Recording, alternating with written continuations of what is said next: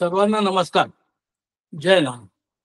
आपण चैतन्य पीठाच्या YouTube वाहिनीवरनं गेल्या सुमारे 5 वर्षापासून आत्मसंवाद ही प्रबोधन मालिका प्रसारित करीत आहोत. या प्रबोधन मालिकेमध्ये आपले सद्गुरू आदरणीय बाबा महाराज आपल्याला वेगवेगळ्या बहुमोल अशा विषयांवर आपल्याला मार्गदर्शन करत असतात, चिंतन करीत असतात. हा जो आत्मसंवाद आपण सुरू केला याची मूळ कल्पना ही कोविड काळात सुरू झाली. कोविड काळामध्ये एकमेकांशी संपर्क करणं, एकमेकांशी संवाद करणं, भक्तांना आपले प्रॉब्लेम्स किंवा आपल्या हे गोष्टी सद्गुरूंशी बोलणं हे थोडं अवघड झालं होतं. मग तेव्हा आम्ही सर्वांनी असं ठरवलं की काय करायचं. तर म्हणून आत्मसंवाद हे YouTube चॅनल सुरू करायची कल्पना मनात आली आणि बाबा महाराजांच्या आशीर्वादाने 20 जून 2020 साली पहिला पुष्प हे प्रसारित झालं. आता त्या पुष्पाची 250वा पुष्प आहे, 51वा पुष्प आहे. महाराजांची ही कृपा आहे की 250 पुष्पामध्ये हे अखंडितपणे आमचं प्रसारण सुरू आहे. त्याच्यामध्ये कोरोना काळ होऊन गेला, बाहेर गावी जाणं झालं, माझं झालं, बाबा महाराजांचं बाहेर गावी जाणं झालं, माझे ऑपरेशन झाले, बाबासाहेबांची तब्येत, सर्व गोष्टींचा त्रास येऊनही महाराजांनी अखंडपणे ही सेवा आमच्याकडनं करून घेतली. हे आमचं सर्वांचं खरं म्हणजे मोठं भाग्य आहे. आणि हा असा एक दुर्मिळ असा संग्रह आपल्याजवळ आहे. या 250 पुष्पांमध्ये बाबा महाराजांनी अनेक विषय हाताळले जे आपल्याला कधी कुठे जवळपास त्याच्यावरचं भाष्य आपल्याला मिळत नाही. कुठे युट्यूबवर पाहिलं, व्हिडिओवर पाहिलं तरी मिळणं अवघड आहे. असे वेगवेगळे विषय बाबा महाराजांनी खूप सुंदररित्या हाताळले आणि आपल्या सर्वांना या ज्ञानाने समृद्ध केलं. हे जे ज्ञान याच्यामध्ये जे पुष्पांमध्ये पहिले बाबा महाराजांनी वेद, उपनिषद, रुद्र याच्यावर फार सुंदर असं प्रवचन केलं, फार सुंदर असं भाष्य केलं, जे माझ्या मते तरी अत्यंत दुर्मिळ आहे. सर्वांना त्याचा लाभ झाला. आणि आनंदाची गोष्ट अशी की हे सर्व जे भाष्य आहे बाबा महाराजांचं हे आपल्या YouTube चॅनलवर उपलब्ध आहे. त्यानंतर बाबा महाराजांनी वेगवेगळे विषय घेतले. पहिले बाबा महाराजांनी गुरुचरित्रावर 25-30 पुष्प घेतली आणि बाबा महाराजांचा दृष्टिकोन गुरुचरित्रासाठी हा अत्यंत वेगळा होता. गुरुचरित्र आणि विज्ञान हा त्यांचा आवडीचा विषय आहे. सहजासहजी गुरुचरित्रावर बोलणारे या विषयावर बोलत नाही. पण आपलं महाराजांचं वैशिष्ट्य असं आहे की त्यांनी असं जगावेगळा विषय घेऊन लोकांना ज्ञानाने वृद्धिंगत केलं. आणि याची श्रवण करणं सुद्धा ही एक प्रकारची भक्ती आहे. त्या सर्वांचा आपल्याला लाभ होत आहे. त्यानंतर बाबा महाराजांनी गीता घेतली. गीतेचे 30-40 अध्याय झाले. त्याला तस्मात गीता हे नाव दिलं. अतिशय सुंदर पद्धतीने बाबा महाराजांनी तस्मात गीता आपल्याला समजून सांगितली. आपण बरेचदा गीता वाचतो, पण वाचणं आणि गुरुमुखातून ऐकणं हे फार मोठं वेगळा प्रकार आहे. आपल्या सर्वांचं भाग्य असं आहे की आपण सर्व हे गुरुमुखातून ऐकतो. हे खरोखरच आपण भाग्यवान आहोत. त्यानंतर बाबासाहेबांचा जो आवडीचा विषय आहे जिओलॉजी, याच्यामध्ये बाबासाहेबांनी वैदिक जिओलॉजी म्हणजे पूर्व आपल्या साहित्यामध्ये जिओलॉजी किंवा भूगर्भशास्त्र हे कसं होतं आणि आता वेस्टर्न भूगर्भशास्त्र याची कंपॅरिझन त्यांनी फार उत्तमरित्या त्यात काही पुष्पांमध्ये केली. असं माझ्यामध्ये कार्य मला तरी ऐकिवात नाही की पुढे असं झालं असेल. आता दुर्मिळ हे कार्यक्रमात म्हणजे पुष्पांचं भाग्य आपल्याला लाभलं आहे. त्यानंतर बाबा महाराजांचे मोठे महाराज हे म्हणजे साहित्य हा त्यांचा आवडीचा आणि श्रद्धेचा विषय आहे. तर या श्रद्धेच्या विषयाला अनुषंगाने बाबा महाराजांनी श्री दत्त पुराण या ग्रंथावर गेले 51 पुष्पांपासून ते आपल्याला प्रबोधन करीत आहेत. प्रबोधन करणं म्हणजे हा विषय त्याच्यामधले श्लोक इतके अवघड आहेत की आपण जर अदरवाईज वाचायला गेलो तर आपल्याला एक शब्द कळणार नाही. पण बाबा महाराजांच्या मुखातून आपण ऐकल्यामुळे त्या श्लोकाचं महत्व, महाराजांनी लिहिलेल्या संस्कृत साहित्याचं महत्व तो किती अवघड आहे हे बाबा महाराजांनी फार सुंदर आणि सुंदरपणे आपल्याला समजावून सांगितलं. आणि आज आपण 51 पुष्पांपर्यंत आलो आहे. 251 पुष्पात. तर यावेळेस मी बाबा महाराजांना अशी विनंती केली की गेले 50 पुष्प आपण जे दत्त पुराण याचं श्रवण करतो आहोत त्याचा तुम्ही या 250व्या पुष्पाच्या निमित्ताने थोडा आढावा घ्यावा. म्हणजे भक्तांना या 50 पुष्पांमध्ये आपण काय कव्हर केलं याची थोडी कल्पना येईल. आणि त्या अनुषंगाने पुढचं जे दत्त पुराण आहे ते समजायला किंवा त्याच्यासाठी आपलं आकलन व्हायला थोडं सोपं जाईल.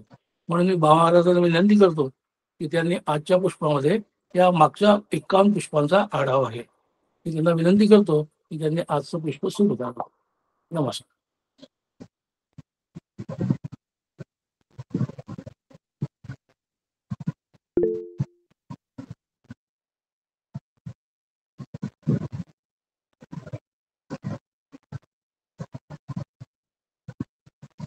नमस्कार. अत्रिपुत्रो महातेजो दत्तात्रेयो महामुनि तस्य स्मरण मात्रेण सर्व पापैः प्रमुच्यते. अनुसूया अत्रिसंभूतो दत्तात्रेयो दिगंबरा स्मर्तुगामी स्वभक्तानां उद्धरतां भवसंकटा.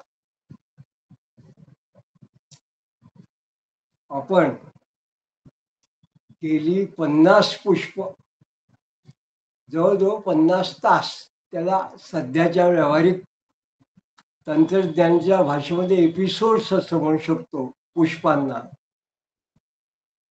आपण वर्तमान दत्तपुराण या स्वामी महाराजांच्या आगळ्या वेगळ्या अशा ग्रंथावर चिंतन करतो आहोत. दत्तपुराण हा इतका आगळा वेगळा ग्रंथ आहे की जरी त्याला पुराण पद्धतीने स्वामी महाराजांनी लिहिलेलं आहे तरीही अन्य प्रचलित ज्ञात पुराणांची त्याची तुलनाच करता येणार नाही. अशा पद्धतीने जणू काही महाराजांनी या ग्रंथाची बांधणी केली आहे. आणि हे जे वैशिष्ट्य आहे हे खऱ्या अर्थाने विद्वान लोकांना अत्यंत भुरळ पाडणारं असं आहे. किंबहुना महाराजांनी त्यांच्या साहित्यामध्ये अनेक ठिकाणी असा उल्लेख केला आहे की जणू काही हे कार्य भगवान दत्तात्रेयांनीच त्यांच्याकडून करून घेतलं, म्हणून जणू काही हे सिद्ध झालं. आणि महाराज अत्यंत विनयाने काही ठिकाणी सांगतात की रामोहरी करणाऱ्याचे हे कार्य नव्हे, किंवा करता करविता दत्त मी तो निमित्तेची केवळ, असे हे अभूतपूर्व कार्य महाराजांनी केलं. ज्या मंडळींनी पहिल्यांदा कदाचित हा विषय जर आज ते श्रवण करत असतील या पुष्पाचा, त्यांना सहज कल्पना म्हणून सांगतो. महाराजांनी जेव्हा द्विशास्त्री हा पहिला ग्रंथ लिहिला तेव्हा या ग्रंथाला नाव काय द्यावं, त्याचं शीर्षक काय असावं, हे भगवान दत्तात्रेयांनी दृष्टांत देऊन त्यांना सांगितलं. याला द्विशास्त्री असं नाव द्यावं. स्वामी महाराजांनी समग्र ग्रंथाची श्लोक संख्या बघितली, ती 2000 द्विशास्त्री 2000 बसेना. मग महाराजांनी दत्तात्रेयाला प्रार्थना केली की आपण द्विशास्त्री असं कशावर म्हणता. भगवान दत्तात्रेयांनी त्यांना अशी सूचना केली की दुर्गा सप्तशती वगैरे जे ग्रंथ आहेत त्यात उवाच हा जेव्हा शब्द येतात तो सुद्धा वेगळा मोजा. आणि तशी गणना केल्यानंतर बरोबर ती जी काही साहित्य रचना होती तो ग्रंथ, त्याची श्लोक संख्या उवाच वगैरे म्हटल्यानंतर बरोबर 2000 भरली. असं हे अद्भुत महाराजांचं साहित्य आहे. तर एखाद्या विद्वान संन्यासानी आचार्याने ग्रंथ निर्मिती करावी, संस्कृत साहित्यामध्ये निर्मिती करावी, पण भगवान दत्तात्रेयाचं पुराण असं ज्या पद्धतीने कुठेही उपलब्ध नव्हतं त्या पुराणाची निर्मिती करावी, हे अलौकिक कार्य एका अर्थाने स्वामी महाराजांनी केलं. आणि ते विनयाने सांगतात की ते जणू काही भगवान दत्तात्रेयांनीच करून घेतलेलं आहे. आणि हे कसं आहे तर दत्तात्रेयाची जणू काही निर्मिती ती आगळी वेगळी असायला पाहिजे. तर भगवान दत्तात्रेयांचं चरित्र अशा पद्धतीने एक संघ एखाद्या संस्कृत ग्रंथ स्वरूपामध्ये किंवा पुराण या स्वरूपात कुठे उपलब्ध नव्हतं असं मी निश्चित सांगू शकतो. कारण 18 पुराण आहेत, 18 उपपुराण आहेत. आणि सध्या जर का आपण काही ठिकाणी गणना केलं तर 18 उपपुराण आहेत. म्हणजे 1854 पुराण सध्या नेटवरती वगैरे उपलब्ध आपल्याला याची गणना दिसून येते. प्रत्यक्षात किती आहे ते सांगता येत नाही, जास्तही असू शकते. पण 18 पुराणात दत्तपुराण नाही आणि उपपुराणात सुद्धा दत्तपुराणाचं फारसं गणन केलेलं नाही. मग याच्यापेक्षा वेगळं आहे. मग याचं वैशिष्ट्य काय आहे? तर भगवान दत्तात्रेयांचं जे चरित्र जे कुठे मार्कंडेय पुराणात आलेलं आहे, कुठे भागवतात आलेलं आहे, कुठे ब्रह्मांड पुराणात आलेलं आहे, किंबहुना दत्तात्रेयांचा वेदांत विषयक आणि योग विषयक किंवा मंत्रशास्त्र विषयक जर संदर्भ, तर हे दत्तात्रेय उपनिषद, दत्तात्रेय पूर्वतापिनी उपनिषद, दत्तात्रेय उत्तरतापिनी उपनिषद, जाबाल दर्शन उपनिषद आणि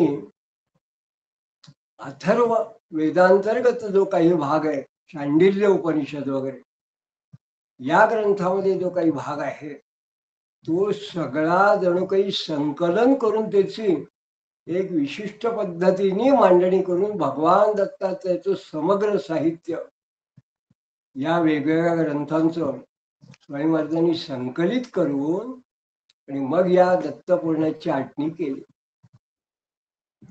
आणि त्याचा प्रारंभ कसा केला तर वेदपादस्तुती, या वेदपादस्तुतीनच हा जो आचार्य लेखक आहे, निर्माण करता आहे, याची वैदिक साहित्यात श्रौतामध्ये काय गती असेल याची किंचित कल्पना एका मोठ्यातल्या मोठ्या वैदिकाला येऊ शकेल, असं या ग्रंथाचं वैशिष्ट्य आहे.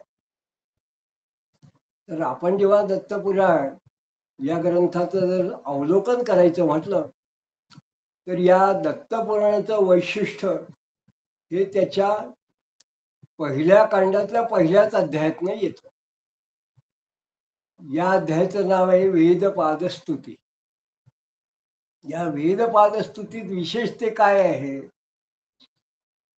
तर पहिले 64 श्लोक हे ऋग्वेदाच्या 8 मंडलाच्या 64 विशिष्ट अध्यायांच्या अष्टकांच्या प्रत्येक अध्यायाचा विशिष्ट प्रारंभीच्या श्लोकाचा वर आधारित आहे. ऋग्वेद संहितेचा एक श्लोक, एक ऋचा घ्यायची, ती अर्धी करायची आणि उरलेला अर्धा जो भाग आहे तो स्वकृत अशा पद्धतीने करायचा की भावार्थाने ती दत्तात्रेयाची स्तुती अशा अर्थाने तयार होईल. म्हणून याला म्हटलं वेदपादस्तुती. उदाहरण द्यायचं म्हटलं तर ऋग्वेद संहितेचा पहिला अष्टकातली जी पहिली ऋचा आहे प्रारंभीची, ती अग्निमुळे पुरोहितम यज्ञसत्वाम देव ऋतुजम अशी सुरुवात आहे. स्वामी महाराजांनी दत्तपुराणाची सुरुवात केली तेव्हा त्यांनी असं म्हटलं, अग्निविळे परमदेवम यज्ञस्यत्वाम त्रधीश्वरम. दोन फक्त श्लोकार्धाचा पहिल्याच आपल्याला फरक लक्षात येईल. एकीकडे युक्तिजम शब्द आहे, एकीकडे त्रधीश्वर आहे, एकीकडे पुरोहितम शब्द आहे, एकीकडे परमदेव आहे. भावार्थ काय आहे तर स्वामी महाराजांनी या ठिकाणी दत्तात्रेयाला आणलं की हा यज्ञाचा जो अग्नी आहे हा प्रत्यक्ष दत्तात्रेयच आहे. म्हणजे मूळ ऋग्वेदाची जी काही कल्पना, त्याचा भावार्थ की अग्नी हा देवांपर्यंत हवी नेणारा पुरोहित आहे, अशी कल्पना न करताना हा अग्नी म्हणजे दत्तात्रेयच आहे, हृदीश्वर, अशी महाराजांनी कल्पना केली. आणि अशी आगळीवेगळी पहिल्याच रुचीमध्ये दत्तात्रेयाचं त्यांनी स्वरूप प्रकट केलं. दत्तात्रेय नामानी अग्नी, दत्तात्रेय हा अग्नीच आहे. आणि अशा पद्धतीने जेव्हा 64 श्लोक ऋग्वेदाचे घेतले, पुढचे 4 श्लोक जे आहेत ते 3 श्लोक हे शन्नो देवी रविष्टय हा एक भाग आहे, अग्नम आया ही वितय हा एक भाग आहे, आणि अथर्ववेदाचा आहे. तर 3 वेदात म्हणजे ऋग्वेद झाल्यानंतर यजुर्वेद, सामवेद, अथर्ववेद असे 3, आणि मग शेवटल्या श्लोकामध्ये 4 महावाक्य वेदांत उपनिषद असा हा 68 श्लोकाचा अध्याय. म्हणजे एखाद्या ग्रंथात तुम्ही प्रवेश करताना पहिला अध्याय घेतला की त्या ग्रंथकर्त्याची वैदिक साहित्यामध्ये श्रुती स्फूर्ती पुराणोक्त या विशिष्ट हे जे वैदिक पण साहित्याचा आधार आहे, याच्यात काय गती आहे हे त्या पहिल्याच अध्यायावरून आपल्या लक्षात येतं. दत्तपुराण मग विधिवत स्वामींनी दत्तपुराणाची जेव्हा सुरुवात केली, मग पहिल्या अष्टकातल्या इतर अष्टकात त्यांनी एका अर्थाने भगवान दत्तात्रेयाचं महात्म्य प्रकट केलं, एका संन्यासी विद्वान ब्राह्मणाच्या निमित्ताने. आणि आपल्या समोर कसं प्रकट केलं, तर सगळ्या देवतांमध्ये उपासना करण्याला योग्य असा कोण आहे, तो दत्तात्रेय आहे. सगळ्या देवतांमध्ये श्रेष्ठ कोण आहे, तो दत्तात्रेय आहे. अशा पद्धतीने जणू काही सिद्ध करणं हे जणू काही कर्मप्राप्त आहे, अशा पद्धतीने महाराजांनी मांडणी केली. आणि या यती म्हणजे हा जो ब्राह्मण आहे, विद्वान संन्यासी, याच्या मनातला जो संभ्रम आहे की नेमक्या कोणत्या देवतेची उपासना करावी, हा संभ्रम दूर करून भगवान दत्तात्रेय ही सर्वश्रेष्ठ देवता आहे कलियुगात, असं जणू काही त्यांनी प्रतिपादन केलं. पुढे मग जेव्हा दत्तपुराणाची आणखीन पुढे सुरुवात झाली, तेव्हा मग मात्र त्यांनी योग या विषयाला त्यांनी हात घातला. आणि मग योगाविषयी विशिष्ट शांडिल्य अथर्व, जे अथर्ववेद, अथर्वण ऋषी आणि शांडिल्य या दोघांच्या संवादातून एक अशा पद्धतीचा योग त्यांनी उलगडला की मग आपल्याला किंचित हे जे आचार्य आहे, यांना जशी वैदिक संहितेत गती आहे, ऋग्वेदादी संहितेत किंवा 4 वेदांच्या संहितेची यांना जशी माहिती आहे, तसंच यांना पुराणोक्त किंबहुना कर्मकांड विषयक सुद्धा त्यांनी कशी माहिती आहे पुराण शास्त्रामधली. आणि मग स्मार्त कर्म ज्याला म्हणतात, त्याच्यामध्ये षडांग जे आहे, त्यातलं योग जे आहे मुख्य षटशास्त्रात, या योगाविषयी सुद्धा विविध मतमतांतरे जी आहेत, त्यात त्यांना अभिप्रेत काय आहे हे त्यांनी मग शांडिल्य अथर्व संवादातनं सांगितलं. मग त्यांनी भगवान दत्तात्रेयांचं वेद कालामध्ये पहिल्यांदा अवतीर्ण केव्हा झाले भगवान दत्तात्रेय हा अवतार, आणि भागवतामध्ये जो काही नारायणाचे अवतार सांगितले आहेत, 22 अवतार, किंबहुना आपल्याला फक्त कृष्ण 8वा अवतारी असे दशावतार माहिती आहे. पण भागवतोक्त जर आपण घेतलं, थेट ब्रह्मदेवापासून नारद वगैरे पाहिलं तर षष्ठे अत्रे पर्यंत दत्तात्रेयाचा 6वा अवतार जो आहे हा दत्तात्रेय असा उल्लेख आहे. मग हा दत्तात्रेयाचा 6वा अवतार हा अवतरित कसा झाला हे पुराणामधलं त्यांनी विशेष या ठिकाणी दर्शन दाखवलं, आपल्याला संदर्भ दिले. आणि मुख्य म्हणजे नारद पुराणामध्ये, भागवतामध्ये किंवा अन्य पुराण कथांमध्ये या दत्तात्रेयाचा अवताराविषयी काय काय कथा आहेत त्या त्यांनी उत्तमप्रमाणे गुंफल्या आणि मग या दत्तावताराचं आपल्याला वर्णन केलं.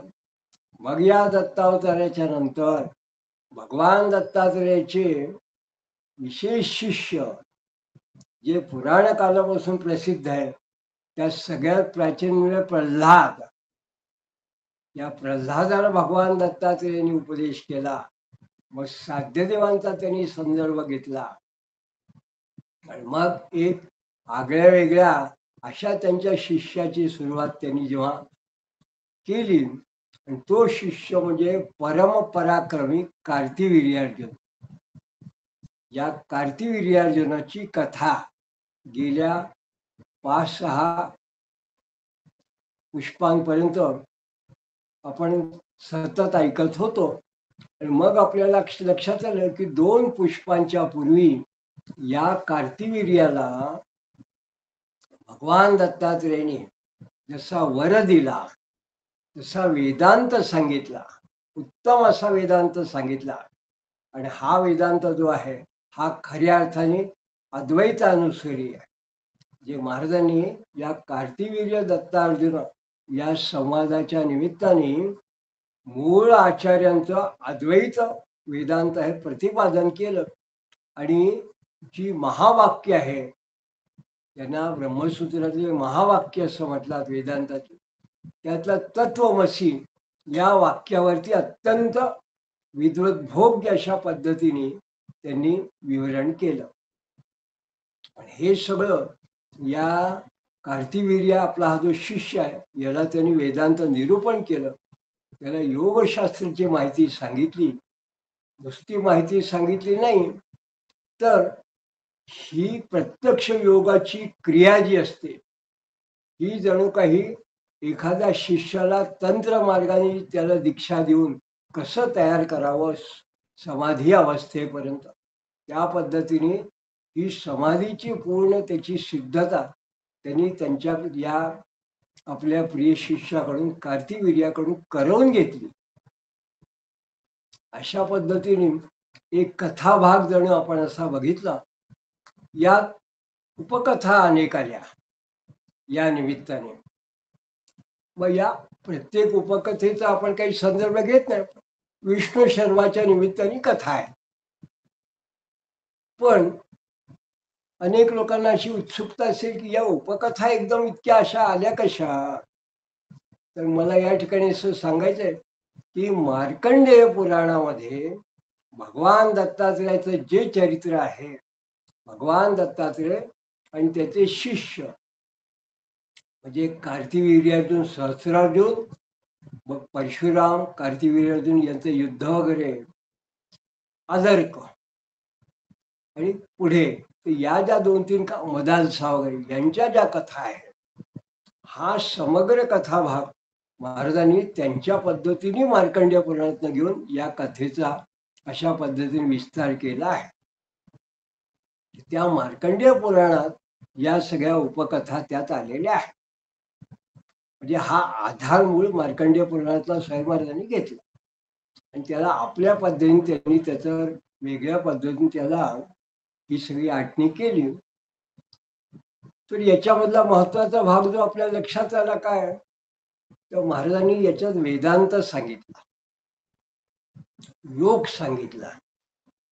वेदांत सांगितला तेव्हा तत्वमसी, हा तत्वमसी जो भाग आहे हा कसा, तर त्याची पद्धत आहे की षडलिंगार्थ तात्पर्य या पद्धतीने एखाद्या विशिष्ट सूत्राचं किंवा एखाद्या विषयाचं अवलोकन कसं करावं अशा पद्धतीने त्यांनी याचं वर्णन केलं आहे. आज आपण हा विषय याकरता स्पर्श करत नाही. ही षडलिंग तात्पर्य पद्धती जी आहे हा एक स्वतंत्र वेदांत भाष्याचा विषय असू शकतो. त्याच्याविषयी निश्चित आपण पुढे सुद्धा जेव्हा विचार येणार आहे तेव्हा आपण त्याच्या वेगळ्या पद्धतीने आपण चर्चा करणार आहोत. दुसरा भाग आहे योगाचा. या योगशास्त्राविषयी महाराज जेव्हा बोलले तेव्हा एक गोष्ट अशी लक्षात आली की महाराज हे फक्त इतर योगशास्त्राच्या ग्रंथाप्रमाणे पातंजल योग दर्शन असो, याज्ञवल्क्य संहिता असो, घेरंड संहिता वगैरे तांत्रिक ग्रंथ असो, पण तसं न सांगता आजच्या काळात सुद्धा सर्वसामान्य स्त्री पुरुषांना वगैरे, स्त्रियाधिक असो, पुरुष असो, विद्यार्थी असो, वृद्ध असो, सगळ्यांना करता येईल, उपलब्ध होईल.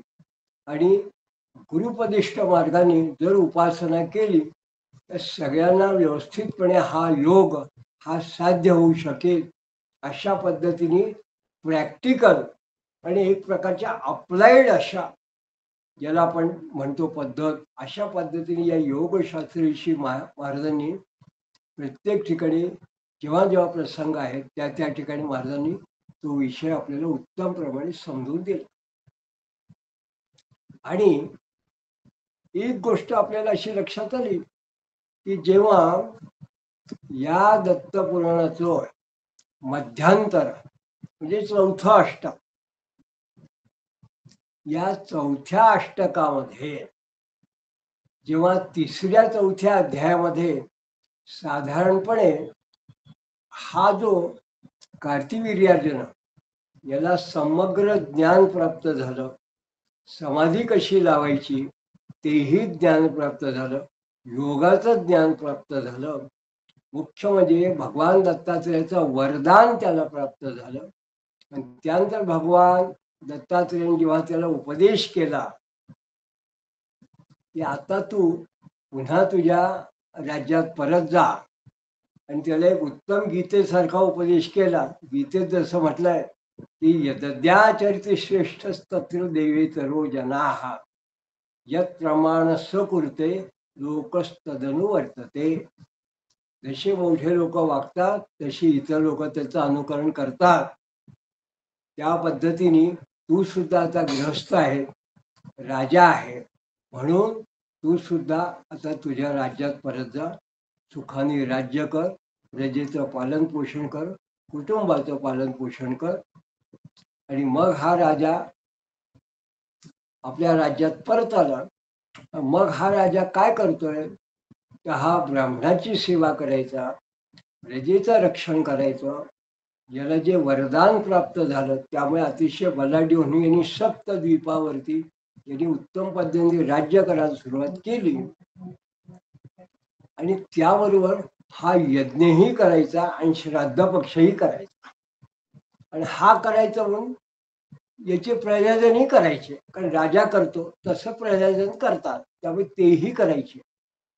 आणि हे जे सगळे करत असताना मग केव्हा तरी यांनी इतके यज्ञ केले, शतक्रतू, मोठे मोठे असे हजाराच्या रूपाची यज्ञ झाले असतील. शतक्रतू म्हणजे 100 यज्ञ केले की त्या काळामध्ये असे मोठे यज्ञ करणारे इंद्रपद प्राप्त व्हायचं. मग असा यज्ञ करता असा जो राजा, हा राजा जो आहे हा इतका बलाढ्य झाला की देवांना भीती वाटली. म्हणून देवांनी असं नेहमीसारखी प्रार्थना केली. कोणाला? भगवान विष्णूंना, की हा आता खरोखर इतका जर 100 यज्ञ करून इतका बलाढ्य झाला तर देवांना भारी होईल. हा यज्ञामध्ये हा इतका निपुण आहे की हा स्वर्गात येऊन आमच्यावरती राज्य करेल, इंद्राचं प्रत्यक्ष राज्य हिरावून घेईल. मग आपण इतर पुराणात जशा कथा वाचतो त्या पद्धतीने विष्णूंनी वर दिला की नाही, याचा सुद्धा जरी मी याला वर दिला आहे दत्तात्रेयाने, तरी सुद्धा कुठल्या तरी पद्धतीने हा सुद्धा शेवटी कुठेतरी चूक करेल आणि मग याचा या निमित्ताने आपल्याला पाडाव करता येईल. म्हणून जण काही देवानी योजना करून सूर्याने ब्राह्मणाचा वेश घेऊन याला शाप दिला. जणू काही ते जंगल साफ केल्यामुळे वसिष्ठ महामुनींचा शाप याला मिळाला. मग याला जणू काही वृत्तीत बदल झाला आणि मग यांनी पुढे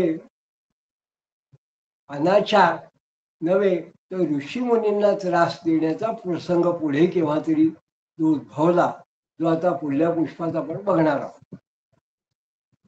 तो भाग इथपर्यंत स्वयं महाराजांनी वर्णन केलं. आणि हे वर्णन करत असताना अशा बलाढ्य ज्याला दत्तात्रेयाचा वर प्राप्त आहे असा जो कार्तिवीर्य आहे, कार्तिवीर्यार्जुन सहस्रार्जुन, तर याचा जर खरोखर वध होणार असेल, याला जर मुक्ती द्यायची असेल, तर प्रत्यक्ष परमेश्वरालाच अवतार घ्यावा पाहिजे. म्हणून परशुराम अवतार याचं मागल्या पुष्पामध्ये महाराजांनी वर्णन केलं. आणि मग हा परशुरामाचा अवतार संबंधी आपण 50व्या पुष्पामध्ये आपण याचं एक प्रकारे चरित्र चिंतन आपण बघितलं. अशा पद्धतीने संक्षेपाने आपण जेव्हा दत्त पुराणाचा आढावा घेतो, तेव्हा त्यातला एक वेगळा विषय आज मी आपल्यासमोर मांडणार आहे. तो कसा, तर दत्तपुराण या विषयाविषयी सुरुवातीला म्हणजे कमीत कमी 38 वर्षापूर्वी मी या विषयाकडे कसा वळलो, असं सहज जर एखाद्याच्या मनात विचार आला म्हणून सांगतो की साधारणपणे 1986 ते 88 या कालामध्ये मला पहिल्यांदा अगदी सुद्धा दत्त महात्म्य हा ग्रंथ माझ्या वाचनात आला. या दत्त महात्म्य या ग्रंथामध्ये मंदानुपदे औपनिषदिक ज्ञान असं महाराजांनी म्हटलं.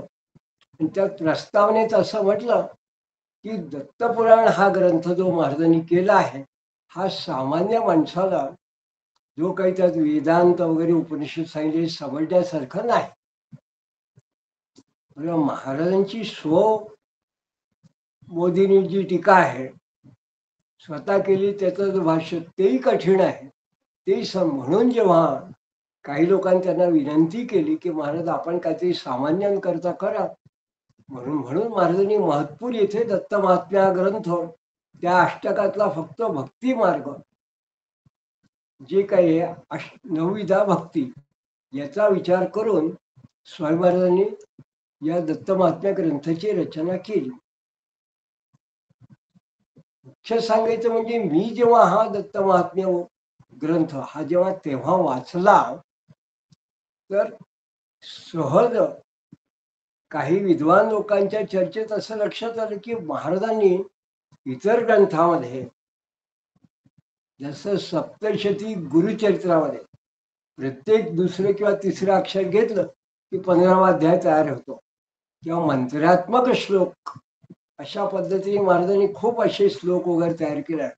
तसा हा दत्त महात्म्य जो ग्रंथ आहे, याच्या पुढच्या 40व्या अध्यायाच्या पलीकडे अशा पद्धतीने सप्तशती प्रमाणे तुम्ही जर एक एक अक्षर विशिष्ट ते तिसरं अक्षर याच्याविषयी जर खाली तुम्ही खूण करायला सुरुवात केली, तर काय होतं, तर शांतीपाठ आणि उपनिषद, ईशावास्य उपनिषद आणि मुंडकोपनिषद ही 2 उपनिषद आणि पूर्णमदम पूर्णविदम हा शांतीपाठ हे समग्र आपल्याला दिसून येतं. म्हटली तर होईल, पण त्यातले शब्द जर काढले तर हा समग्र अशा पद्धतीने उपनिषद तयार. म्हणून मग मी त्या ग्रंथाकडे वळलो. पहिला माझा संशोधन म्हणजे त्या काळात माझ्याकडे असणाऱ्या दत्तमाता पुस्तकाचा मला छंद वाटला की ती जी ओळीबद्ध होती त्याला असं अक्षरावरती आपण खूण करायची, आणि मग उपनिषद कसं तयार झालं, ईशावास्य उपनिषद, ईशावास्यमिदं सर्वं यत्किंच जगत्याम जगतपासून ओम खम ब्रह्मापर्यंत कसं तयार झालं हे सगळं त्यातलं पाहिलं, दुसरं पाहिलं. म्हणून मग मला मूळ ग्रंथ कसा असेल दत्तपुराण याच्याविषयी मग मला वेगळी जिज्ञासा उत्पन्न. तो ग्रंथ पाहत असताना मला या निमित्ताने जसं मार्कंडेय पुराण मी बघितलं, अरे या ज्या कथा सांगितलेल्या आहेत या कथा याचा मार्कंडेय पुराणात आहे, तसंच याचं खूपसं चरित्र जे आहे हे ब्रह्मांड पुराणात आहे. व या निमित्ताने ब्रह्मांड पुराण बघितलं. मग हरिवंश त्यातला काही भाग, त्यात सुद्धा काही भाग आला तोही बघितला. आणि एक गोष्ट जी लक्षात आली ती मुद्दाम मला या ठिकाणी असं सांगायचं आहे की ब्रह्मांड पुराणाने भगवान दत्तात्रेय हे का अवतीर्ण झाले अवतार स्वरूपात याच्याविषयी उत्तम अशा पद्धतीने वर्णन केलेलं आहे. ते जे मूळ वर्णन आहे ते जेव्हा मला पहिल्यांदा हातात आलं त्यावेळेस खऱ्या अर्थाने मला असं वाटलं की आता आपल्याला संशोधनाला एक दिशा मिळाली आहे खऱ्या अर्थाने. कारण फक्त आपण इतर गुरुचरित्र ग्रंथ वाचून भगवान दत्तात्रेय अवतारीविषयी आपण ऐकतो वाचतो, पण मूळ एखाद्या पुराणाने भगवान दत्तात्रेय का अवतरित झाले याचं एक विशेष कारण या ब्रह्मांड पुराणाने असं म्हटलं. आणि त्यांनी असं वर्णन केलंय त्या ठिकाणी, भूयो भूतात्मनो विष्णो प्रादुर्भावो महात्मनः दत्तात्रेय इति ख्यातः क्षमया परया युतः तेन नष्टेषु वेदेषु प्रक्रियासु मखेषु च चातुर्वर्णे चतु संकीर्णे धर्मे शिथिलतां गते. आणि अभिवर्धतीच्या धर्मे सत्ये नष्टे अनृते स्थिते प्रजासु शीर्यमाणासु धर्मे चाकुलतां गते सहयज्ञ क्रिया वेदाः प्रत्यानीता हि तेन वै चातुर्वर्ण्यम संकीर्णम कृतम तेन महात्मनाः. अशा प्रकारे 4 श्लोकामध्ये ब्रह्मांड पुराणाने दत्तात्रेयाचा अवतार का झाला याच्याशी मीमांसा केली. म्हणजे काय, या ठिकाणी भूयो भूतात्मनो विष्णू, म्हणजे हा दत्तात्रेय अवतार जो आहे हा विष्णूचा अवतार आहे. प्रादुर्भाव महात्मना दत्तात्रेय इति ख्यात, असा हा दत्तात्रेय नावाने प्रसिद्ध अवतार हा कोणाचा आहे, हा विष्णूचा अवतार आहे. त्यांनी काय केलं, तेन नष्टेषु वेदेषु प्रक्रियासु मखेषु चो, त्यांनी वेदांमध्ये सांगितलेलं जे काही प्रक्रिया होता, म्हणजे यज्ञ यागाधिक जे कर्मकांड प्रक्रिया वगैरे ज्या काही होत्या याविषयी जे काही शिथिलता आली होती, चातुर्वर्णे तो संकीर्णे धर्मे शिथिलता गते, जी शिथिलता आली होती यज्ञयागाधिक हे कर्मकांड वगैरे हे पुन्हा व्यवस्थित करण्याच्या दृष्टीने या अवताराने कार्य केले. आणि अभिवर्धतीच्या धर्मे सत्ये नष्टे अनृते स्थिते, ज्यांनी धर्माचं जणू काही साम्राज्य हे आणि अधर्माचं जे काही प्रादुर्भाव झाला होता, अधर्माचा उद्भव झाला होता, तो दूर करण्यासाठी त्यांनी काय केलं, हे धर्म अभिवर्धित धर्माचं अभिवर्धन करण्यासाठी आणि हे जणू काही सगळं व्यवस्थित करण्यासाठी धर्माची घडी बसवण्याकरता वेद वेदांग याचा जो अभ्यास आहे कर्मकांड हे करण्याकरता आणि या धर्माची शिथिलता आली होती हे सगळ्या करण्याकरता जणू काही एक प्रकारे धर्म संस्थापन पुनश्च करण्याकरता हा अवतार झाला. अशा पद्धतीने त्यांनी असं म्हटलं की अभिवर्धतीच्या धर्मे सत्ये नष्टे नृते स्थिते, अनृत स्थिती झाल्यामुळे जो मूळ धर्म नष्ट होत होता त्याचं अभिवर्धन करण्याकरता आणि प्रजासु शीर्यमाणासु धर्मे चाकुलता गते, आणि विशेष म्हणजे ज्या प्रजा होती त्या प्रजेला सुद्धा त्यांनी एक प्रकारे व्यवस्थितपणे मार्गदर्शन करण्याकरता शीर्षस्थ अशा पद्धतीने त्यांनी या धर्माची घडी बसवण्याकरता दत्तात्रेयांनी कार्य केलं. आणि मग त्यांनी असं म्हटलं की स्वयज्ञ क्रिया वेदाः प्रत्यानीता हि तेन वै, म्हणजे भगवान दत्तात्रेयांनी सर्वसामान्य लोकांना यज्ञयाग जो आहे याचं जणू काही व्यवस्थित स्वरूप, वेगळ्या स्वरूपामध्ये हा जो यागादी कर्मकांड आहे हे जणू काही पुन्हा प्रस्थापित करण्याकरता त्यांनी कार्य केलं. आणि मुख्य काय तर त्यांनी चातुर्वर्ण्यम संकीर्णम कृतम तेन महात्मता, आणि चातुर्वर्ण्यामुळे जो हे कर्मकांड संकीर्ण होऊन गेलं होतं, काही विशिष्ट मर्यादितच पद्धतीचं ते जणू काही खुलं करण्याचं कार्य या भगवान दत्तात्रेयांनी केलं. यज्ञयागाधिक सगळं कर्म. तर अशा पद्धतीने जेव्हा संदर्भ मला एक ठिकाणी प्राप्त झाला तर मला उत्सुकता अशी वाढत गेली की भगवान दत्तात्रेयांनी यज्ञयागादी कर्मकांड जे आहे याच्यामध्ये विशेष ते काय केलं, आणि सर्वसामान्य लोकांना यज्ञयागादी कर्मकांडामध्ये एकत्र आणण्याकरता जणू काही ही शिथिलता धर्म करता भगवान दत्तात्रेयांनी नेमकं कुठल्या पद्धतीने कार्य केलं असेल किंवा त्यांच्या उपदेशाने शिष्यांनी नेमकं काय कार्य केलं हा अत्यंत महत्वाचा भाग त्यामध्ये होता.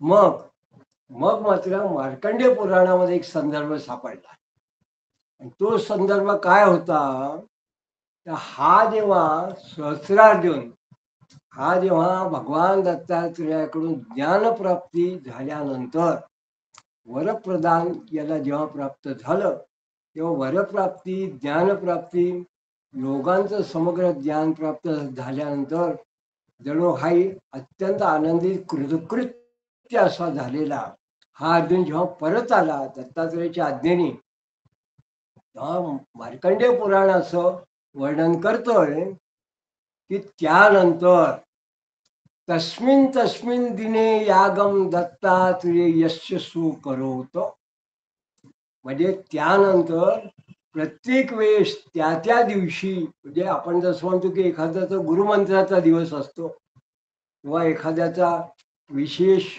गुरुपौर्णिमेचा दिवस असतो किंवा एखाद्याला आपलं असं वाटलं की या दिवशी आपण काहीतरी उपासना देवाची करावी म्हणून एखाद्याचा दिवस असतो, तसं हा जो सहस्रार्जुन आहे हा काय करायचा, तस्मिन तस्मिन दिने यागम दत्तात्रेयस सो करोत तथैव च प्रजा सर्वास्तन्निस्तस्मिन् न हानी भूपते. आणि अशा पद्धतीने ज्या दिवशी सहस्रार्जुनाला वरदान प्राप्त झालं, भगवान दत्तात्रेयाची कृपा झाली, त्या दिवशी तो सहस्रार्जुन भावार्थाने प्रत्येक वर्षी तो दत्तयाग करीत असे, आणि ते पाहून त्याची ती समृद्धी जी यागामुळे त्याला प्राप्त झाली ते पाहून त्याची प्रजा सुद्धा तथैवच प्रजा सर्वास्तन्निम आणि भूपते, त्या आपल्या राजाची समृद्धी पाहून त्याची प्रजा सुद्धा दत्तयाग करायला लागली. म्हणजे यातनं एक संदर्भ असा लक्षात आला की अरे हा दत्तयाग जो आपण म्हणतो आहे हा दत्तयाग मार्कंडेय पुराणाचा आधार घेतला तो प्रत्यक्ष त्या कालामध्ये थेट रामायण पूर्व कालापासून सुद्धा हा याग सुरू आहे, पुराणात उल्लेखित आहे. आणि मग पुढे मार्कंडेय पुराणाने आणखीन उल्लेख असा केले, तस्यर्धी परमाद्रष्टा यागम चक्रू समाधिना इत्ते तत्तस्य महात्म्यम दत्तात्रेयश धीमताः, की या दृष्टीने असं कळलं की दत्तयाग सुद्धा सुरुवातीला होत होता पुराण कालामध्ये, आणि या पद्धतीने यज्ञ झाल्यानंतर हा सहस्रार्जुन याला जसं समाधीचं ज्ञान प्राप्त झालं तसं या दत्तयागाचाही सुद्धा त्याला लाभ प्राप्त होतो. आणि हे सगळं दत्तात्रेयाचं आणि दत्तयागाचं महात्म्य हे त्या कालापासून पुराणामध्ये उल्लेखित आहे. म्हणून विष्णोश्चराचर गुरोर अनंतस्य महात्मन प्रादुर्भाव पुराणेषु कथ्यते शारंग धन्वना. म्हणून अशा पद्धतीने हा दत्तयाग आणि विष्णूचं महात्म्य, अनंत व्रताचं महात्म्य, सद्गुरु किंवा गुरु म्हणजे या एकंदरीत दत्तात्रेयचं महात्म्य अशा पद्धतीने पुराणांनी सांगितलेलं आहे. तर अशा संदर्भाने पाहता एक गोष्ट अशी लक्षात आली की दत्तपुराणात मध्ये जसं कार्तिवीर्याचं चरित्र आपण बघितलं तसं मार्कंडेय पुराणाने असं म्हटलं आहे की हा कार्तिवीर्य त्या काळामध्ये दत्तयाग करत होता आणि तेव्हापासून दत्तयागाची पद्धती होती. मग मध्यंतरीच्या काळात लोप झाला, पण अन्य ग्रंथ पाहिल्यानंतर असं लक्षात आलं, अरे हा विष्णूचा अवतार आहे. हा जर विष्णूचा अवतार आहे तर जसा विष्णू याग करतात तसा दत्तयाग. मग विष्णू याग हा जसा ज्या पद्धतीने करतात त्याच पद्धतीने हा सुद्धा भगवान दत्तात्रय ही देवता करतो, नारायणाचा अवतार आहे विष्णूचा, आणि त्या पद्धतीने विष्णू यागाच्या ऐवजी दत्तयाग करता येऊ शकतो. मग मात्र अनेक ग्रंथ माझ्या पाहण्यात आले आणि आज आता या निमित्ताने मला असं सांगायचं आहे की जणू काही त्या काळापासून यज्ञ विज्ञान किंवा ज्याला आपण असं म्हणतो की यज्ञ विज्ञान पद्धती, याग, विशिष्ट याग याच्याविषयी संशोधन म्हणा, कर्मकांड पद्धतीने वेगवेगळ्या पद्धती याला मी जेव्हा सुरुवात केली तेव्हा मात्र असं लक्षात आलं की यज्ञ हा जी संस्था आपल्याकडे आहे ही आपल्याला जे यज्ञ माहिती आहे हे यज्ञ हे म्हणजे विशिष्ट पद्धतीची आपल्याला माहिती आहे, प्रत्येकाला साधारण माहिती असतात. पण यज्ञ म्हटल्यानंतर वेद काळात चालत असलेला श्रौत याग, मग स्मृतीने सांगितलेला स्मार्त याग, मग पुराणोक्त, मग तंत्रोक्त, मग आगमोक्त, असे जेव्हा वेगवेगळ्या यागाच्या पद्धती यज्ञाचं आपण बघितल्या तर आपल्या लक्षात येतं तिथे पुराण काळामध्ये जे काही याग असतील, मग त्या सोमयाग असेल, श्रौतयाग असेल किंवा वेगवेगळ्या पद्धतीचे सप्त सोम संस्था म्हणतात, 7 प्रकारचे सोमयाग आहेत. त्या काळात वेद कालामध्ये तो जो सोमवल्लीचं हवन करून तो याग करायचा किंवा रथांतर वगैरे जे काही याच्यात रुची आहे त्या पद्धतीने काही ज्या आहेत त्याच्यामध्ये अश्वमेध याग आहे, त्या पद्धतीचे याग आहे त्या काळात आहे.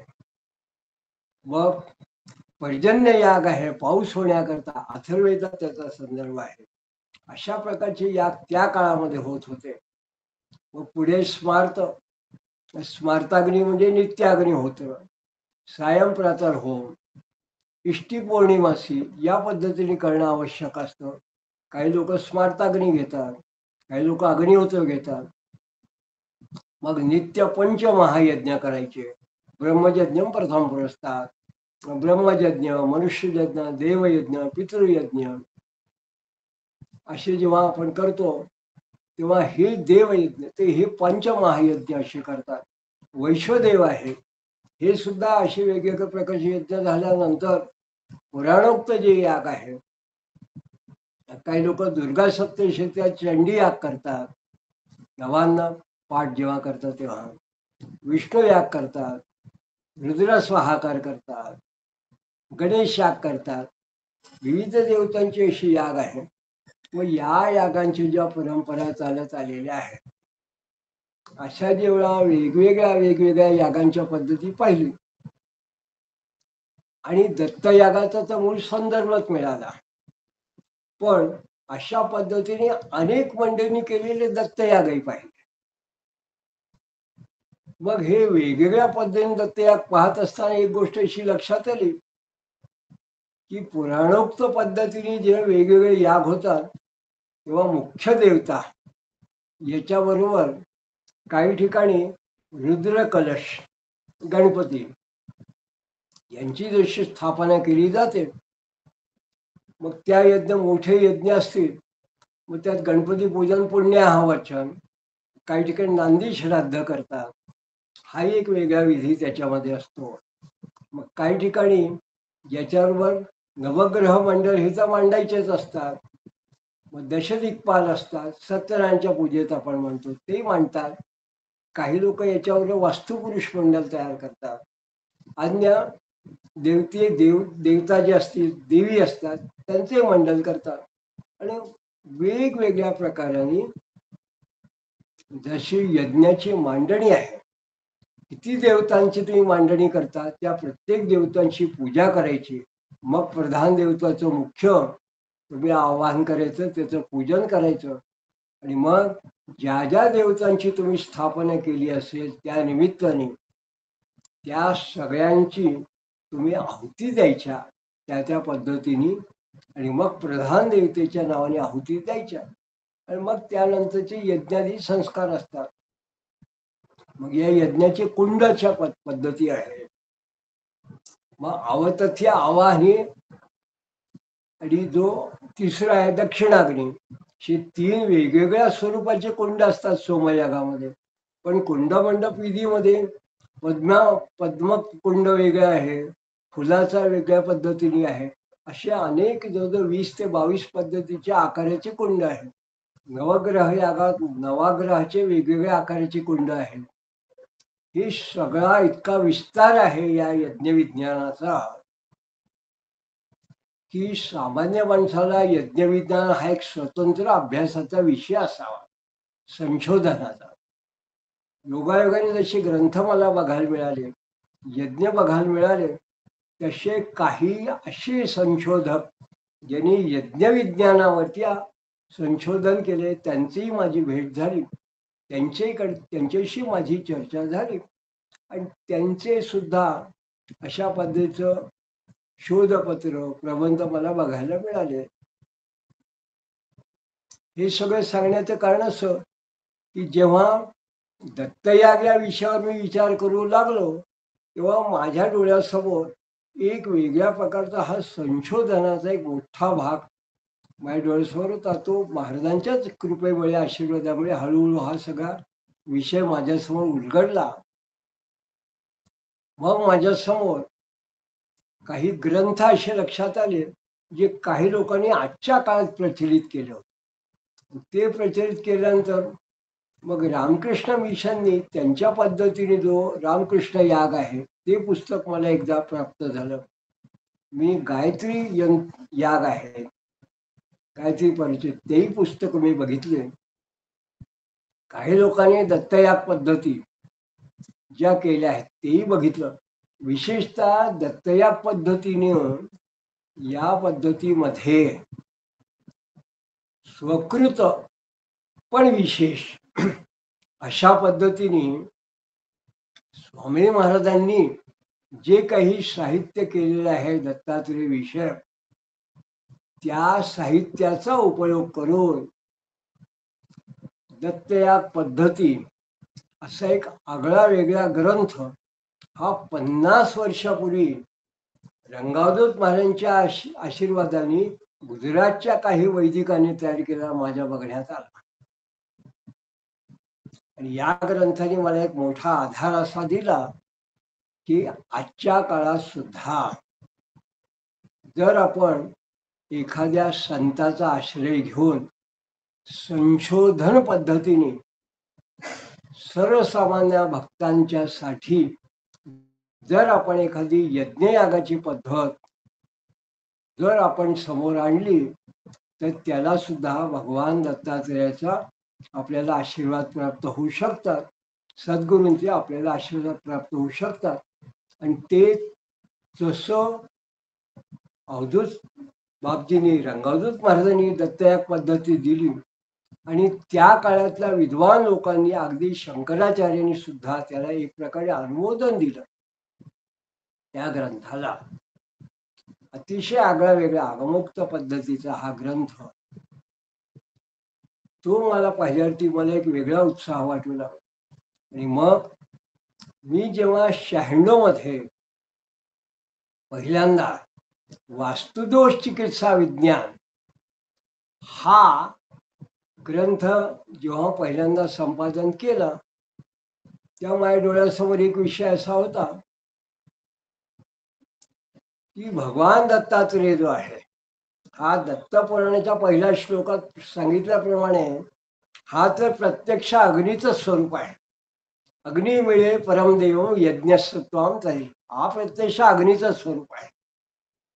आणि हा जो अग्नी आहे हा काय आहे, हा आमच्या शरीरामध्ये त्रिदीश्वर म्हणजे कसा, कफाग्नी, पित्ताग्नी, वाताग्नी अशा 3 प्रकारांनी आमच्या शरीरात असतो. किंबहुना अहम वैश्वानरो भूत्वा प्राणिनाम देहमाश्रिता प्राणापान समायुक्त पचाम्यन्नम चतुर्थ, अशा वैश्वानर स्वरूपात हाच अग्नी आमच्यामध्ये आहे. मग हा अग्नी आमच्यामध्ये आहे आणि हा काय आहे, तर हा जणू काही दत्तात्रेय आहे. कारण त्रिविध अग्नीने हा निर्माण झाले. मग असा जर को आत्मवै प्राण हा असा आत्मयज्ञ करायचा असेल तर भगवान दत्तात्रेयाची उपासना अग्नी स्वरूपात जर आपण केली तर ते आरोग्यवर्धक होऊ शकते. मग आरोग्यवर्धक जर व्हायचे असेल तर हा अग्नी कुठला पाहिजे, हा दत्तात्रेय नावाने अग्नी. कारण त्या अग्नीला काहीतरी नाव पाहिजे. कोणतं अग्नी, काही ठिकाणी श्राद्ध पक्षाला क्रव्याज अग्नी असतो, पावक अग्नी असतो, काही ठिकाणी वेगवेगळे अग्नी, शांडिल्य मेषध्वज नामा अग्नी असतो, अशा अग्नी असतात. आपला हा दत्तात्रेय नावाने अग्नी, आमचा दत्त. मग हा जसा अग्नी, ही एक कल्पना लक्षात आली. आणि मग एक असं लक्षात आलं की या भगवान दत्तात्रेयाला अग्नी स्वरूपात जर आपण म्हटलं तर गुरुचरित्रातलं एक प्रमाण असं लक्षात आलं की गुरुचरित्रामध्ये जेव्हा 36-37 अध्याय कर्मकांडाविषयी विस्तार केला तेव्हा त्यांनी पूजेची वर्णन केलेली आहे. मग त्यात त्यांनी वेगवेगळ्या प्रकारच्या पूजा सांगितल्या आहे, राजोपचार सांगितले, षोडशोपचार सांगितले आहेत, अष्टोपचार सांगितले आहेत, त्रिकाल पूजा सांगितले, मानसोपचार सांगितले. आणि त्यांनी असं म्हटलं की जर चांगला योग्य कोणी असेल तर त्यांनी अग्नी पूजावा, तंडीलामध्ये अग्नी करून अग्नी स्वरूपाचं पूजन करावं. म्हणजे एक प्रमाण असं मिळेल की अग्नी सुद्धा आपण पूजन करायला पाहिजे. किंवा नित्याग्निहोत्र म्हणजे अग्नी, वैश्वदेव म्हणजे अग्नी हा नित्याग्नी आहे. मग नित्याग्नी पद्धतीने जर का गुरुचरित्र कारण सांगितले की जर योग्य असेल, शक्य असेल त्यांनी अग्नीची अग्नी नारायण यज्ञो नारायणो हरिही अग्नी नारायण. या दत्तात्रेय नावाने अग्नी अशी जर का याची पूजन आपल्याला करायचं असेल तर दत्तात्रेयच अशी देवता आहे की अग्नी स्वरूपामध्ये आणि अग्निशुद्ध समंतात. अग्नी जसं तुमच्या शरीराचं शरीर शुद्धी करतो तसं असमंत म्हणजे सूक्ष्म पर्यावरण म्हणजे वास्तू याची शुद्धी करणार आहे. अग्नी शुद्ध समंतात. अग्नी अशुद्ध होते, अग्नी हा अशुद्धी शुद्ध करतो.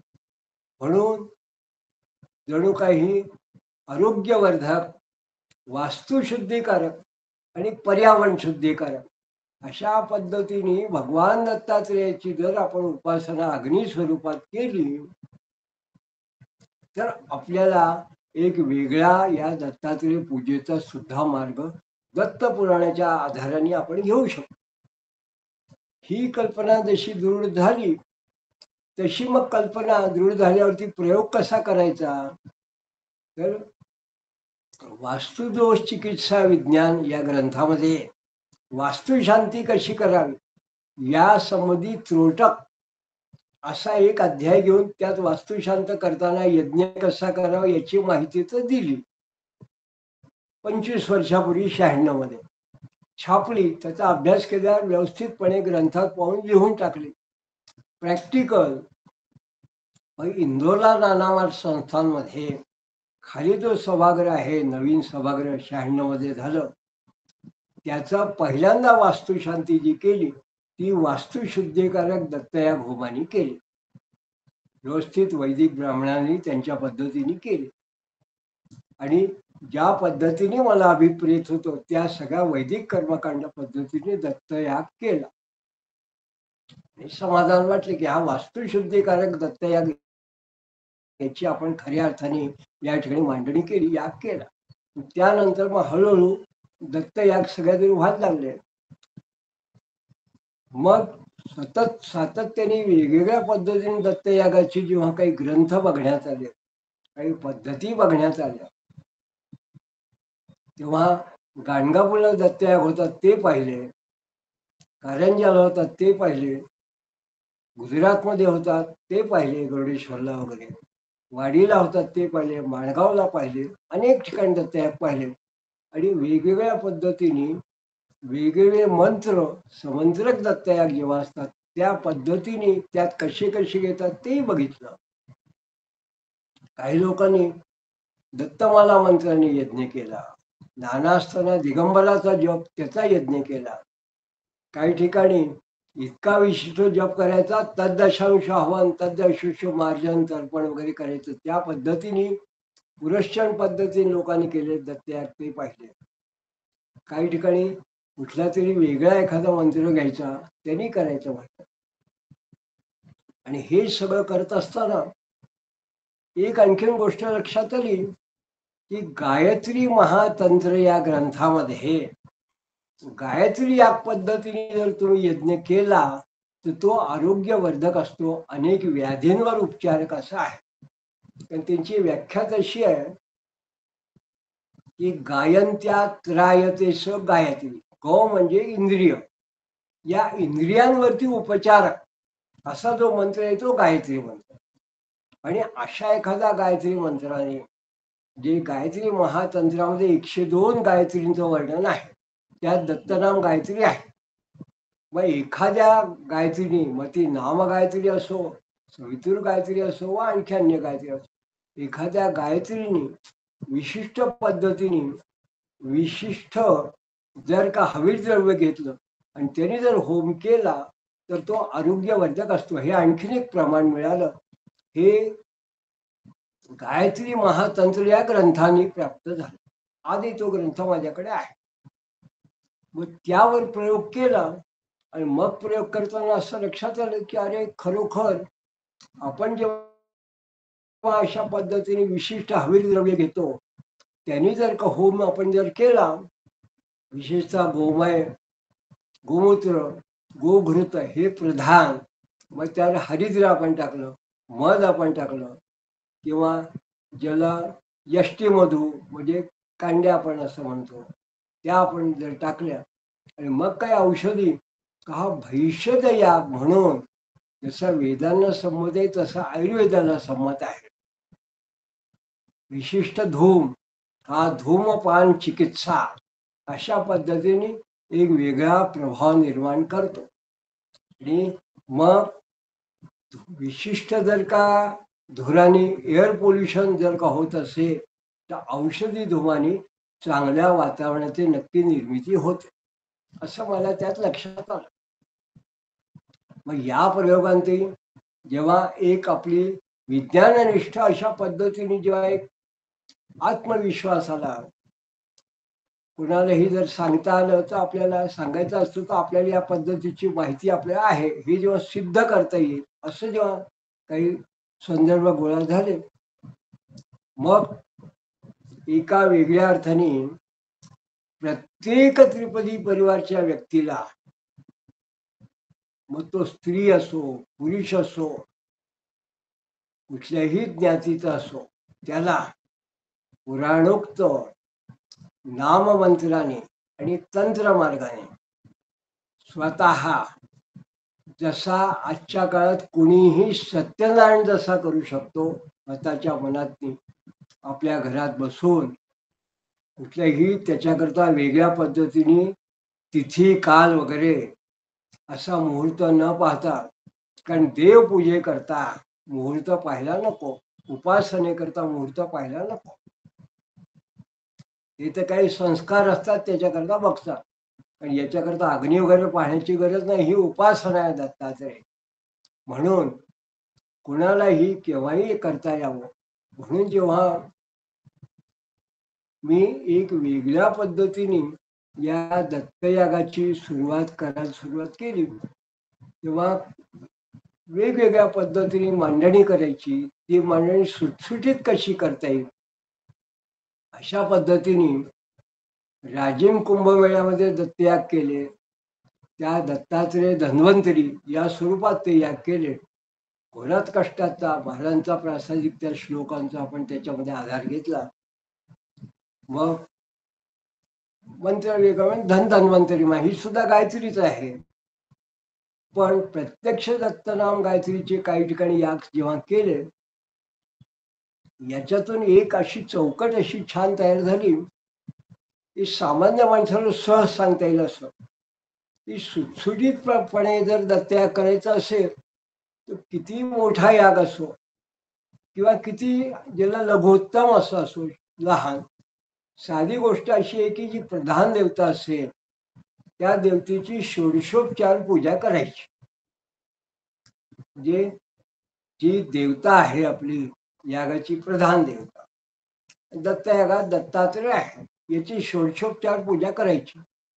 मग याच्याबरोबर साधारणपणे यागाला ज्या इतर देवतांचं आपण आव्हान करतो, मांडणी करतो, मग कशी करायची?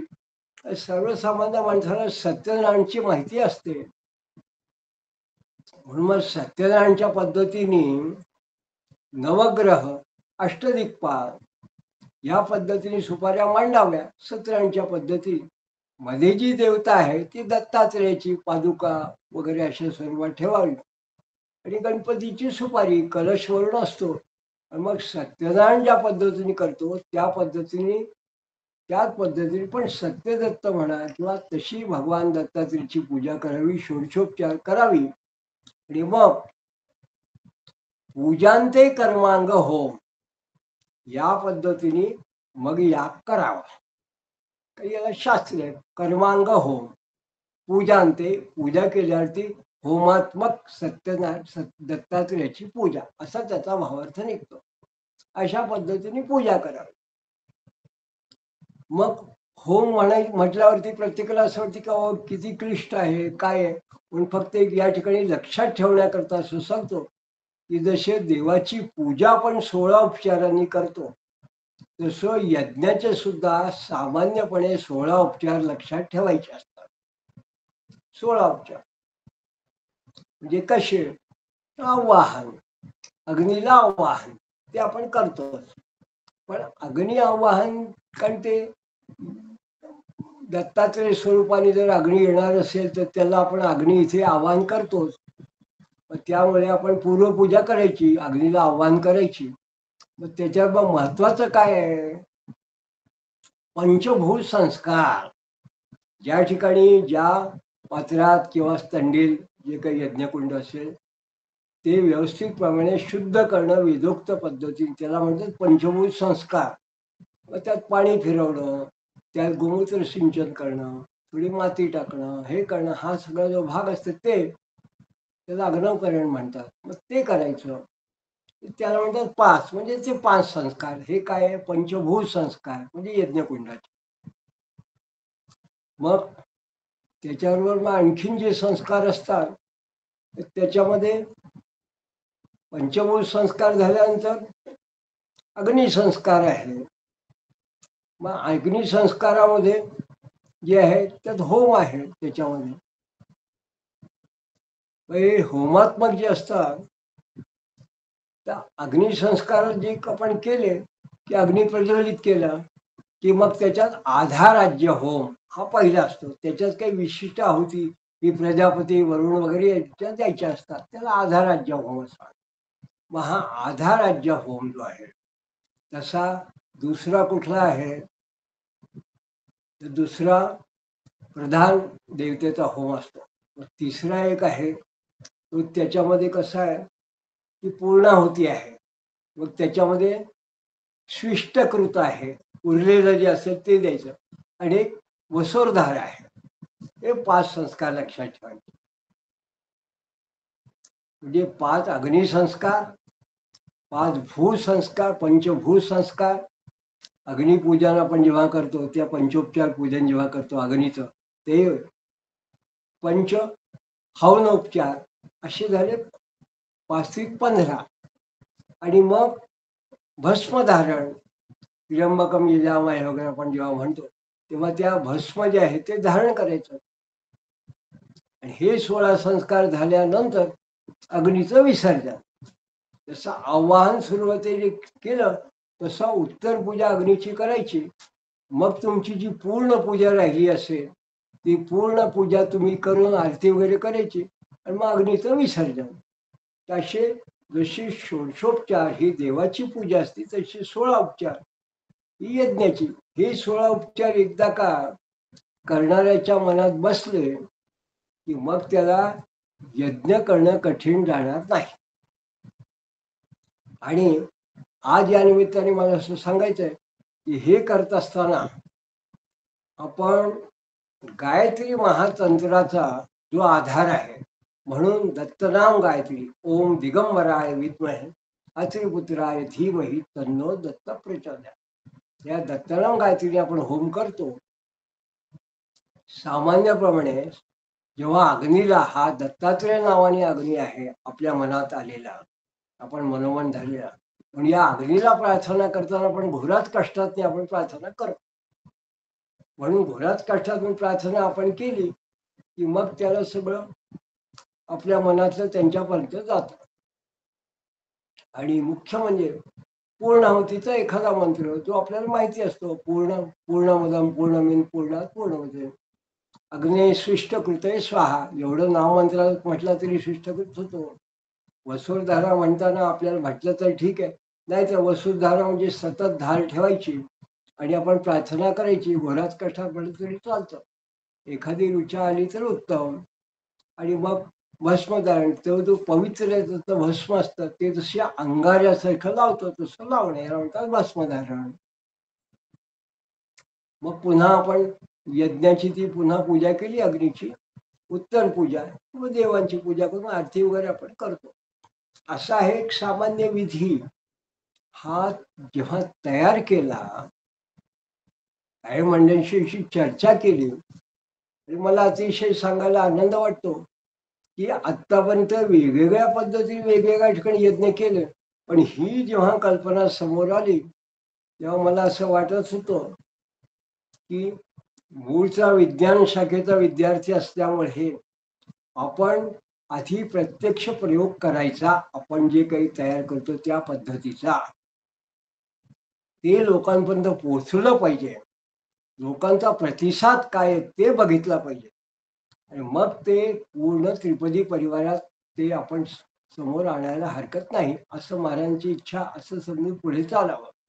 आज मला सांगायला अतिशय आनंद वाटतो की ही जी मी आपल्याला पद्धत आपल्या समोर सांगितली, या पद्धतीने किमान गेली 6 महिने किंवा 6 ते 8 तरी दत्तया पुण्यामध्ये भूषण दामले हे स्वतः जरी IT इंजिनियर आहे, तरी त्यांनी स्वतः आवडीने या पद्धतीचा अभ्यास करून जणू काही पौरोहित्य हे सेवा कर्म अशा पद्धतीने करून दगडूशेठ दत्त मंदिरामध्ये आणि काही अन्य ठिकाणी त्यांनी स्वतः ही सेवा म्हणून या करायला सुरुवात केली.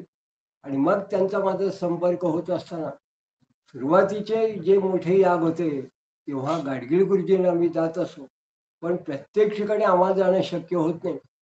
तेव्हा एक त्रिपदी परिवारचे असे व्हॉलेंटियर्स तयार व्हावे, जे परिवारात आरोग्यवर्धक, वास्तुशुद्धीकारक, पर्यावरण शुद्धीकारक, दत्तया होम कुठेही जाऊन कोणालाही सहजरित्या करू शकतील अशी जी काही आपल्याला हा व्हॉलेंटिअर हे फक्त पुरुष नव्हे तर स्त्रिया सुद्धा करू शकतील अशा पद्धतीने आपण ही पद्धती तयार केली. आणि मला सांगायला अतिशय आनंद वाटतो की त्याला त्रिपदी परिवारच्या मंडळीचा सुद्धा उत्तम प्रतिसाद मिळाला. नवीन लोक सुद्धा त्याच्याकडे आकृष्ट झाले आणि शास्त्र प्रामाण्याने आपण हा करत असल्यामुळे हा ग्रंथ हळूहळू जास्तीत जास्त लोकांपर्यंत पोचावा अशी जेव्हा लोकांकडे एक आग्रह होऊ लागला तेव्हा आज मला या ठिकाणी सांगायचं आहे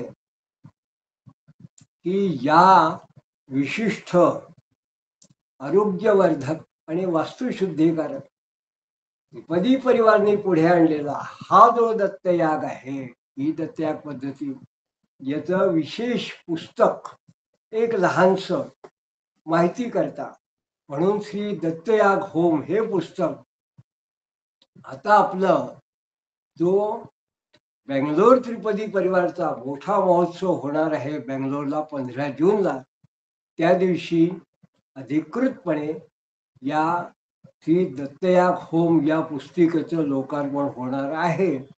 आणि त्यानंतर मग ही पुस्तिका संपूर्ण परिवाराला उपलब्ध राहील.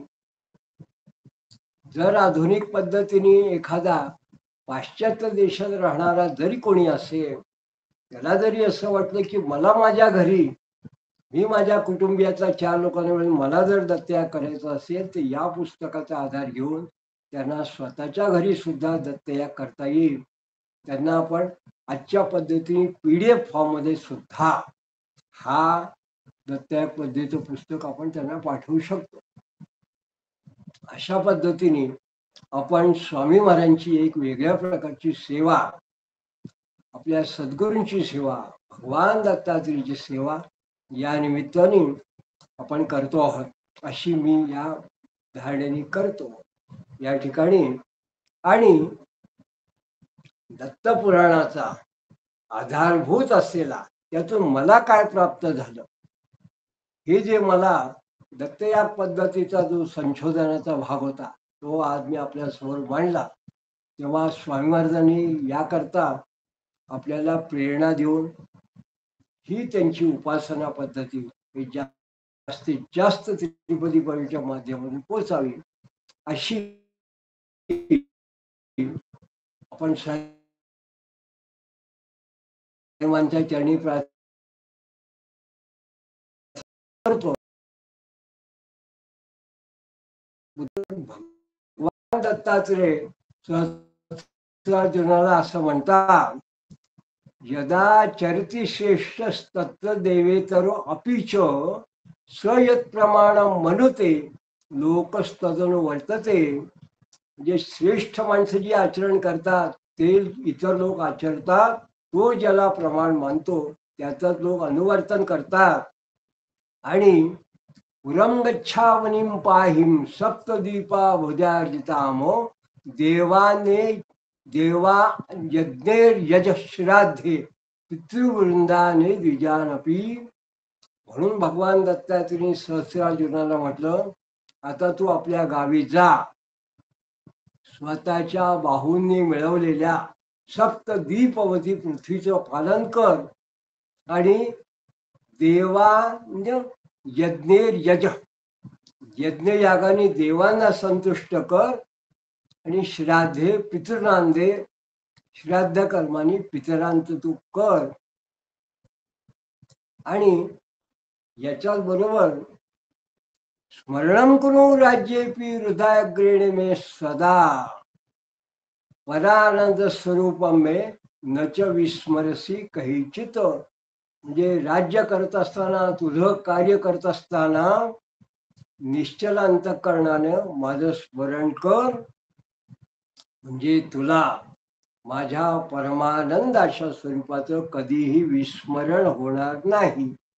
आणि शेवटी भगवान दत्तात्रेय असं म्हणतात की मयानुशिष्टो गच्छाशु यथोक्त सम्यगाचर सुखी भवा आनंदमया सदैव त्वं निरामय. म्हणजे मी आदेश दिलेला, आता तुला जो आशीर्वाद दिला आहे, आदेश देतो, तू आता लवकर घरी परत जा मी सांगितल्याप्रमाणे माझ्या उपदेशाप्रमाणे यथायोग्य आचरण कर आणि यानंतर कायम या पद्धतीने तू जर उपासना वगैरे करत राहिला तर तू आनंदमय आणि नेहमी निरोगी राहून सुख प्राप्त करशील. तू सुखी हो. अवधूत चिंतन श्री गुरुदेव दत्त.